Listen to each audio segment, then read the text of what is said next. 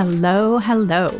Welcome to Courage Becomes Her, where we connect and share real life stories. I'll talk with women whom I love and am inspired by, women who are experiencing life just like you and me. I'm excited for us to gather together and cultivate confidence, courage, and joy in life and work. I really believe friendship is a gift from God.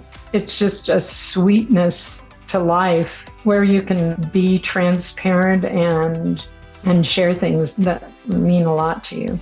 I feel blessed beyond measure. That was Diane Ward. Diane is a lifelong California beach gal. She is mom to 4 and grandma to 10 and loves every minute that she gets to spend with her family. Diane has had a lifetime passion for clothes and has been helping women look and feel their best since the 1960s, including the last 18 years as a fashion stylist with Cabi. She has served and advocated for the children of San Luis Obispo County as a school board member since 1989 and has volunteered for multiple other worthy causes, most recently as a chaplain for a Tenet Health hospital in San Luis Obispo County. I am beyond excited to kick off our friendship series for Courage Becomes Her with my mom, Diane. Oh my gosh. So I have obviously had the opportunity to spend my whole life watching my mom in her friendships. And in this conversation, we talk about what it takes to make friendships literally last a lifetime. So my mom has nurtured and cherished friendships since elementary school, and she doesn't go a single day without communicating with her friends.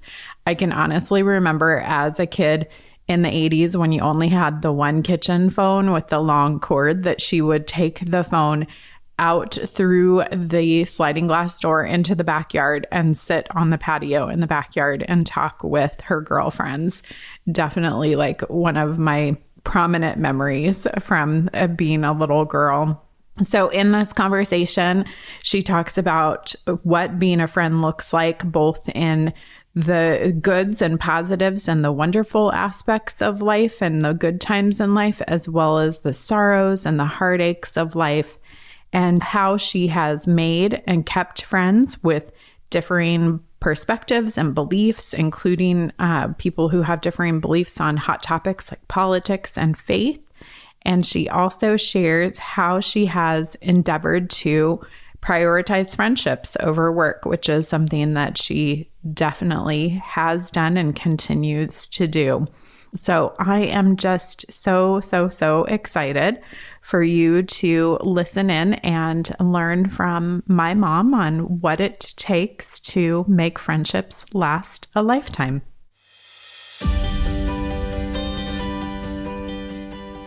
Mom, how fun. Thank you so much for joining me for this conversation for Courage Becomes Her. I'm so glad to have you join me today. Thank you, Laurel. I'm honored that you'd ask. I'm looking forward to it. Me too. I love the topic that you chose, that you thought that I would have insights and ways to help people. I'm excited about it. Good. Me too. Yeah. And you do. So we're going to talk about friendship. So we'll talk about that in just a moment, but let's let the Courage Becomes Her community get to know you first. So tell us, where is home, and just a little bit about you and home life. Well, thank you. Home is in the central coast of California, Paso Robles, and it's actually where you and all of your siblings grew up. Yeah. For 38 years, I lived in the same house where you all grew up in until just recently. And it's a beautiful place to live. It's become very popular as a destination point because it has lots and lots of wineries, which makes lots of activities around the wine industry, which are fun. Yeah. And that's changed since you were little, because when you were little, it was all just cattle ranching and lots of greens. Yeah. Yeah. So you've been there for 50 years or 51 years? We moved there this will tell how old you are and how old I am. We moved there in 1974, the year before you were born. Okay. So 49 years. Okay. Wow. Yeah. Wow. Yeah. That's incredible. Crazy. Well, that definitely will feed into some of what we'll talk about regarding friendship for sure. So tell me about the first concert that you ever went to. I don't know if I even know this answer. I don't think you do. The first concert that I ever went to was in San Clemente, where I grew up. And there was a place called the Casino, which was a dance place. And the band they were either the Sandells or the Standells who did a lot of the surf movie music. And I think that they did the music for Endless Summer, but I don't remember for sure. And they traveled around a lot of the local schools and did concerts. But the Casino was an old rotunda building and Wow. right by the beach in San Clemente. But my favorite concert was the one that you and I went to a couple of years ago and saw Garth Brooks, and That was an awesome concert. yeah, that was at the Mid-State Fair in Paso Robles, which is such a fun venue. So yeah, that was a great one. That was a great one for sure. Okay, I know you've had lots of fun over the last couple of weeks. So what has made you laugh or filled your cup in the last day or few days? Oh my goodness. Well, I have had the blessing of being with family for almost this whole month. So I spent 2 weeks in the mountains with your brother and his wife and two kids, and they kept me laughing all the time. Those two little kids it was just so much fun. But, and actually backtracked at the beginning of that trip, Rex and Lonnie flew up from Texas with Poppy. It's just been kids galore, and it's just been just a lovely time. And then after I left your brother, I got my brother and sister picked me up, and we got to go up to where my dad is buried up in the mountains in Colorado, at a town we saw the buildings, they were all broken down, called Ute up on the Uncompahgre Plateau. And when my siblings and I get together, we laugh a lot. We laugh a lot. It's so good. Mindy's husband says we cackle. Isn't that lovely? That's good. A life of cackling sounds totally fine to me. So. It was good. So good. Okay, so Enneagram and love language. So we've been on, I'm going to say like a 3-year journey of figuring out your Enneagram. We still don't have it figured out. So we're going to put a pin in that one to come back to at a later date. But love language, I think we've talked a little bit about that. But what do you think your love language is? Oh, I would agree with what you said, in acts of service. Yeah. Yeah. Yeah, I think you and I both, that's our number one for sure. So yeah, it's good. We'll definitely continue to figure out the Enneagram one of these days. So, okay, how about movie or show? What's the best movie or favorite movie or show that you've seen in the last year-ish? Oh my goodness. I just went twice to see the Jesus Revolution, and I loved it. It happened down in Orange County in 1971, and I was there, but I wasn't involved. I mean, I had friends that were baptized in the ocean at Corona del Mar and stuff, but the movie is beautifully done. I'd go back and see it again. It's such a sweet story. It's about Chuck Smith, who founded Calvary Chapel. So yeah. It was good. And Greg Laurie. Yeah, I still haven't seen it yet. Yeah, it's very good. I highly recommend it. Thank you. Maybe not the best. My all-time is Chariots of Fire. Yeah, that's so good. Yeah. Yeah. but Jesus Revolution is the most recent one. So, That's yeah. good. Good. Yeah. Thank you. All right. How about a current obsession? Any genre? Okay. Well, I thought about this. I have two. Your sister got me started on chocolate covered bananas, frozen chocolate covered bananas when I was in Texas. And I now have them in my freezer all the time. They're delicious. But podcasts, I'm going back and forth between the Bible Project and Tim Keller. And I usually put one of them on as I'm going to sleep. And they're both so good. I love both of those, John Collins and Tim Mackey and the Bible Project. And I've learned so much from them and Tim Keller as well. So Good. Yeah, those are really good ones. yeah. All right. Last question. What's a book that has transformed your life? Oh my gosh. I've listened to all of your people and the Corrie ten Boom. I love that so many people have mentioned that. Well, of course, the Bible. I mean, what? How can that not be the most transformational thing that you ever read and lead into so many interesting conversations and ideas? So, yeah.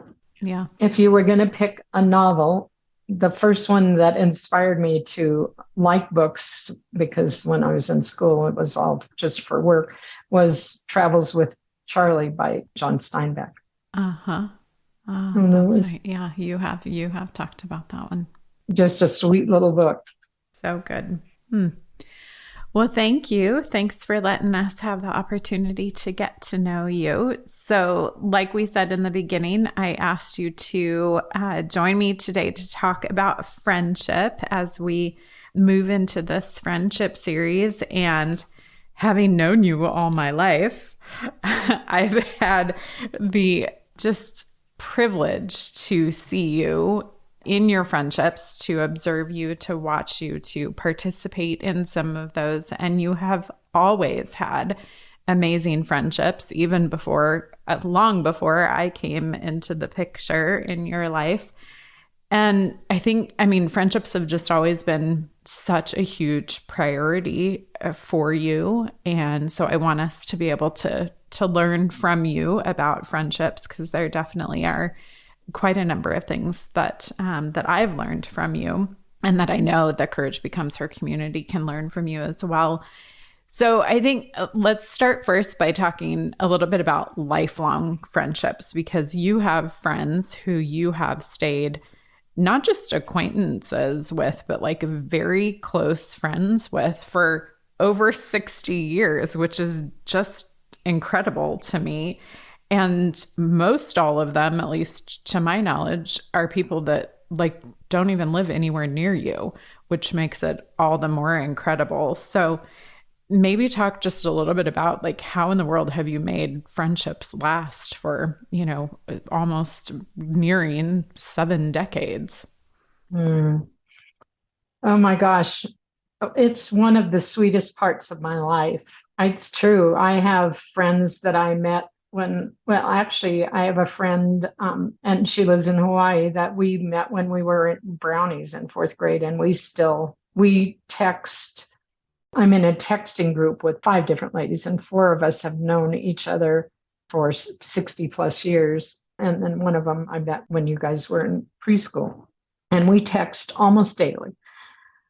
And we pray for each other's kids. One of them has has always had a great wit and sense of humor. And so she'll share silly things and stuff like that. But we share pictures of our kids and our grandkids and ask for prayer for things that are going on in our lives. And I really believe friendship is a gift from God. I don't know if there is probably if you were to look up friendship and things, that you would find that could be proven true. It's just a sweetness to life where you can be transparent and share things that you that mean a lot to you. Yeah, I feel blessed beyond measure. And then I have a group of 15 of us that we call ourselves the birthday girls. And maybe a third of those have been friends since you guys were all Yeah, for in. like 40 years or 35 year plus years. Yeah. Yeah. And that group has been so sweet. We've gone through losing some of the birthday girls to cancer and some of the husbands, and just that support. I I don't know how people go through life without being Mm. vulnerable and opening up to other people, trusted people that will help share those joys and sorrows. So Yeah. Wow. I think what's so fascinating to me, like, and I know you have a text string with the birthday girls as well as you do with your long time friends, the smaller group. Like, that is so interesting to me that there is this like regular communication happening, that it's just this ongoing, relationship of constantly communicating, constantly checking in, constantly being available, which I think like there's a tendency for a lot of people, at least in my generation, I think even in the millennial generation, of like isolating and kind of closing ourselves off. It's so interesting to me that for the boomer generation that you guys have embraced technology in a way that completely enhances your friendships with one another. I just think that's so cool. I think a lot of times when you are going through things, you tend to pull back or draw away.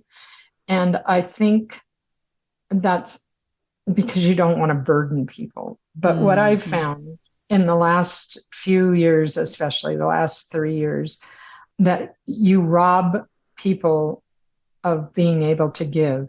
Mm. And it's really by not reaching out, you take away the opportunity for them to help, and they want to do that.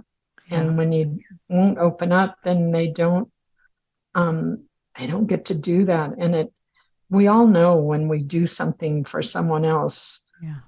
we help them, but oh my goodness, it makes us feel so good to be able to help someone, to share in their joys and their sorrows, I think. Mm. So yeah, that the technology thing has definitely made a difference in being able to communicate. I mean, with these longtime friends, I still have letters from Mm-hmm. a long time ago, but now we don't do the handwritten letters so much anymore as we do the our little daily text. One of the gals on my longtime friends, every Sunday morning, she's an early riser. Every Sunday morning, she sends the rest of us praise hymn. So Mm. we wake up every Sunday morning with and sometimes they're ones that we're familiar with, and sometimes they're ones that we go, wow, never heard that before. And it's just a sweet tradition that we have Mm. between us. So it's very, Mm. very special. That's good. I love that. So you kind of have alluded to it or commented on it of like, the sorrows of life and the hard times of life. And I think even your comment a moment ago of like being vulnerable enough to ask for help, like even in difficult times that you've gone through over the last couple of years, like that has been something that has been necessary of inviting that help, being vulnerable with friends as you've gone through hard times. And like you said, like you've been through the death of friends, you've been through the death of friends' spouses, even children and grandchildren, like cancer, divorces. So in those more, tragic and sorrow-filled heartache components, times of life, like how have you, have been involved in friendships during those seasons? Like what does it look like to be that supportive friend? And what has it been like to be, on the receiving end of support? Oh my gosh, I've been so fortunate. I think that a lot of times you're afraid to ask. And as I said, you get to the place where you absolutely have to. You absolutely need to have help. One of the things that I learned going through the things that I've gone through recently is be specific. People will say, what can I do to help? Or, let me know. I'll do anything to help you. The friends that I have learned from and am now trying to emulate are the ones that say, I'm going to go pick up your prescriptions at the pharmacy for you and bring them to you. I'm going to, it's lots of people do meals, but let me change the sheets on your bed and wash your sheets for you. Be specific in how you can help a friend. And that really, and it's hard to be on the receiving end of that. But as I said a while ago, you rob people of the joy of serving and helping if you don't let them do that. Yeah. We all want to be so independent and not a burden on someone else. But what I found is you're really not a burden. People, it brings them joy to be able to help you as a friend. So did that answer your question? Yeah. That's so good. Like from an emotional standpoint, have there been things emotionally speaking that have been helpful to you as you've journeyed through hard seasons, or your friends have, to just like connect emotionally with your friends? Yeah, because there's friends that are great encouragers, and I think that's crucial. I was thinking when you were talking, one of the things that I love is the story of Job and his friends before they turned out to be not the best friends. Yes. Came, and I love that his friends came and just sat with him and they didn't talk.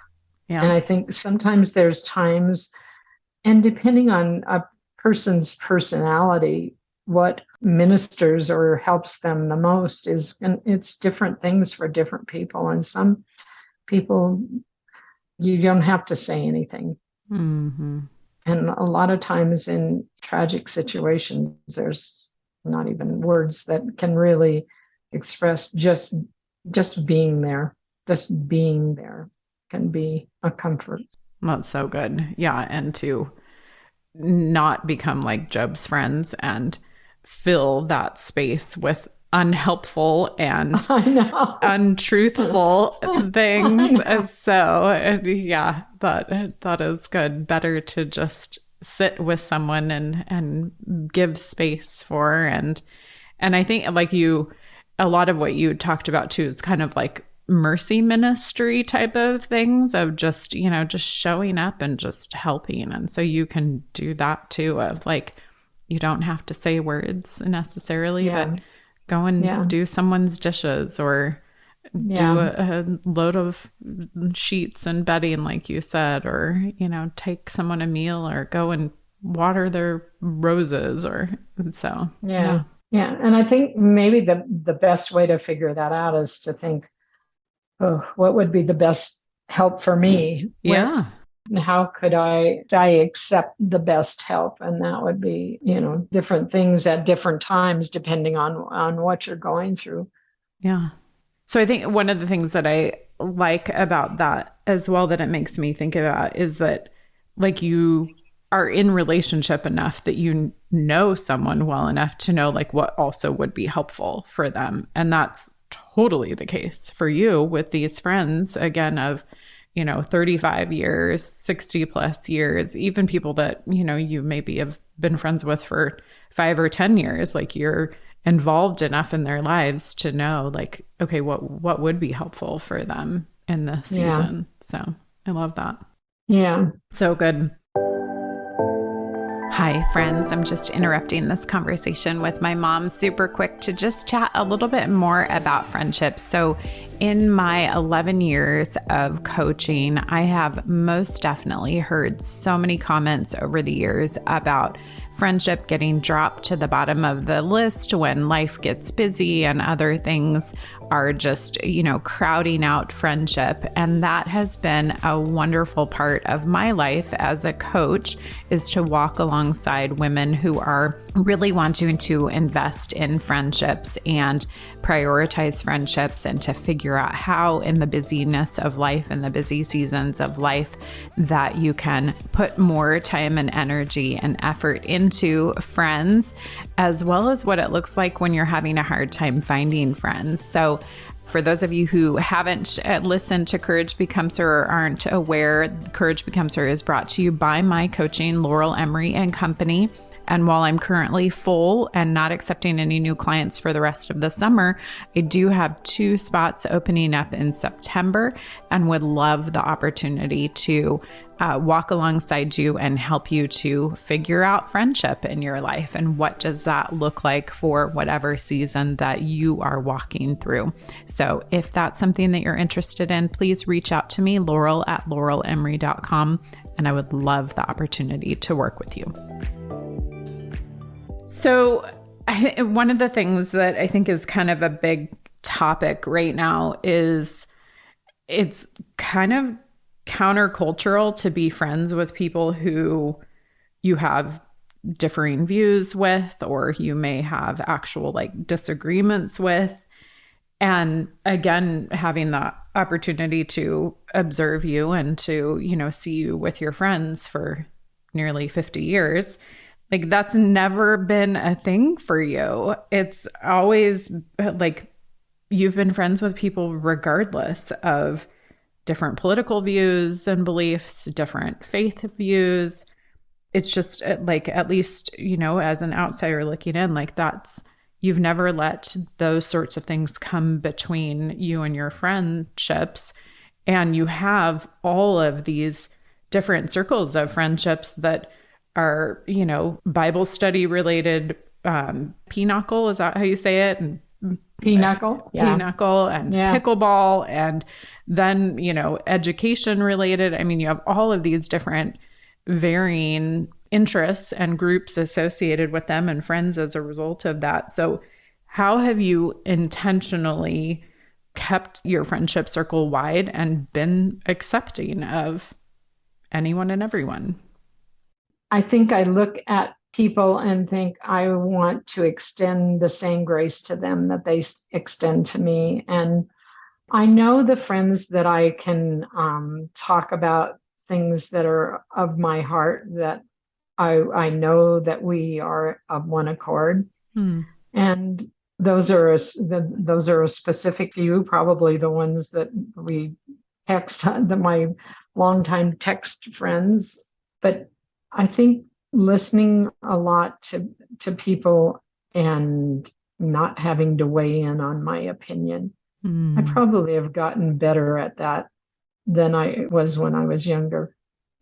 That's interesting. That humility to just feel like, okay, I don't need to step into this conversation. I don't have to have my voice heard here. That's pretty incredible. Well, and maybe not really. I think it's probably more back to my Enneagram and my personality. I don't push things. I like things to be smooth. And if you know that something's going to go down a road that could be controversial or disagreeable, I just don't go down that road. Yeah. Or I try not to. But I think what's good though, about that is, but you don't, because of that, you don't exclude them from your life. You still are friends with them. You just find the areas that you have mutual interest or mutual similarities, that are those commonalities together. Yeah. Yeah. And laughter is a big part of it. I think laughter and friendship is huge. It just makes it covers over a whole world of unkindness. So yeah, I think it's so important just to accept people where they are. You don't have to agree with them, and you don't even have to engage with them if there's things that you don't agree with them on. Yeah, no, that's really good.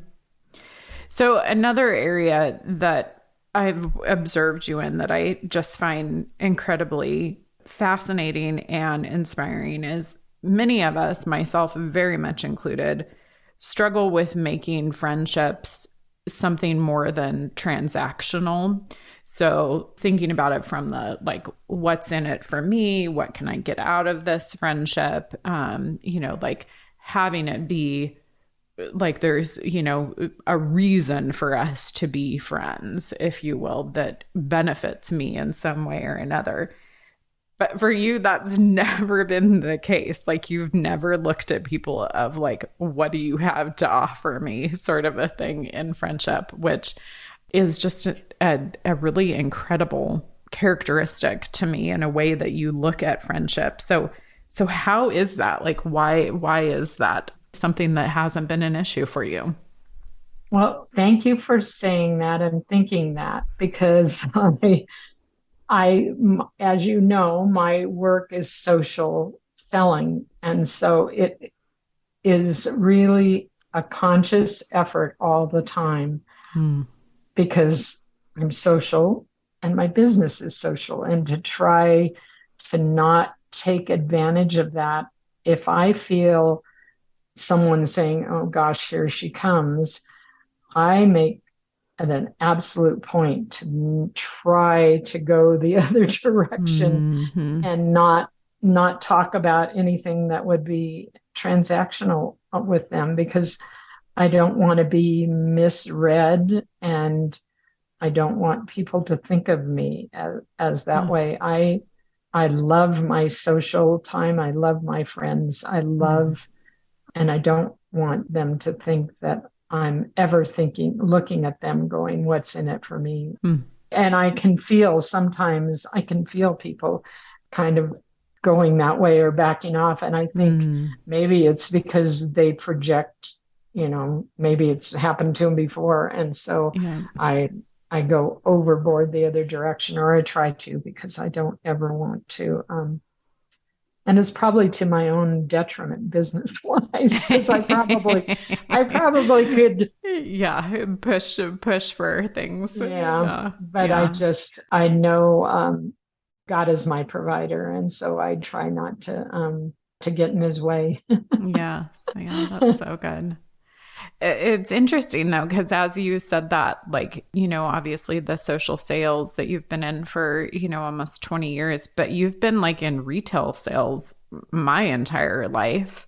Yeah, Before that and even before I was born as well. So that is interesting. I wonder if like, even going back to your teen years, when you first started kind of in retail sales, like if that somehow consciously or subconsciously like had and like a thought for you of like, okay, I don't want my work life to impact my friendships in yeah. a negative way.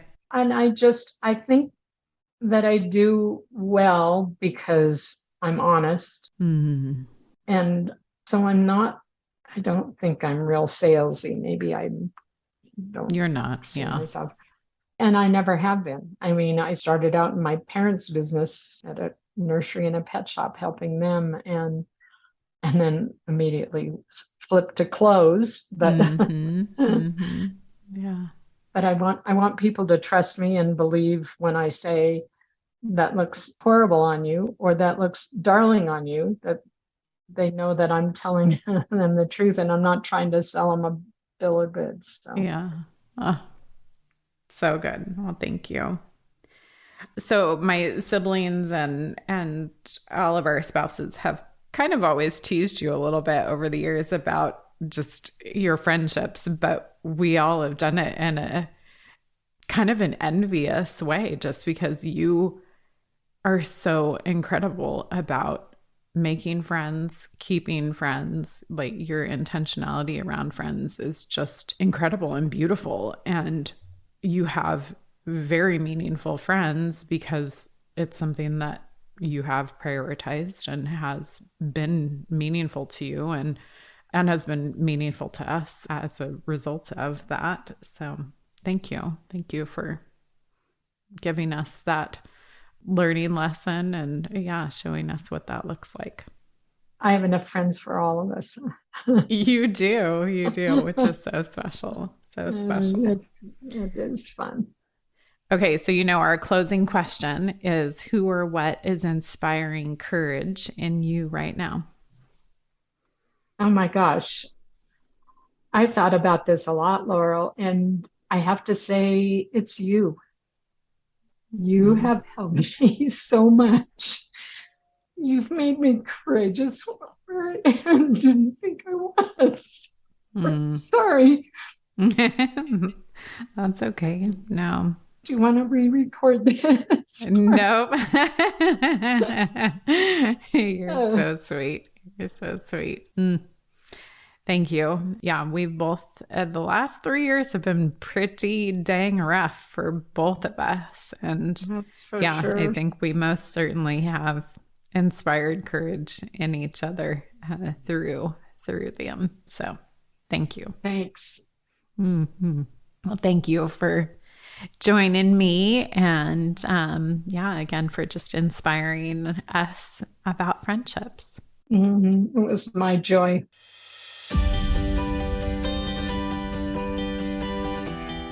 What a gift to be able to observe such incredible friendships, isn't it? Oh my goodness. I just feel so grateful and so blessed to have a mom who has valued friendships so deeply and has really poured her life into her friends and has friends who have done the same for her. It's just so beautiful. And I'm so grateful for that for her, as well as for my siblings. And one of the things that we didn't talk about that my mom has definitely done her entire life, she loves to travel, and she uses travel as an opportunity to connect with girlfriends near and far. And has always, even since I was a little girl, done girls' trips, weekends to Palm Springs and things like that, just to have the opportunity to connect with friends. And I'm seeing more of that and people prioritizing that more and more lately. But with this life of Airbnbs, there are so many great opportunities to go and do a girls' trip and do a girls' weekend. So thank you so much for joining me today for this conversation with my mom about friendship. Next week, we will be back to talk about friendships some more, specifically about friendships with siblings, as well as praying for our friends. So I look forward to having you join me again next week as we continue our friendship series. What an honor to help you to cultivate confidence, courage, and joy in your life and work. Thank you so much for inviting me to journey with you. I look forward to being back with you next week, where we'll hear another story from a woman whom I love and am inspired by and look forward to learning from.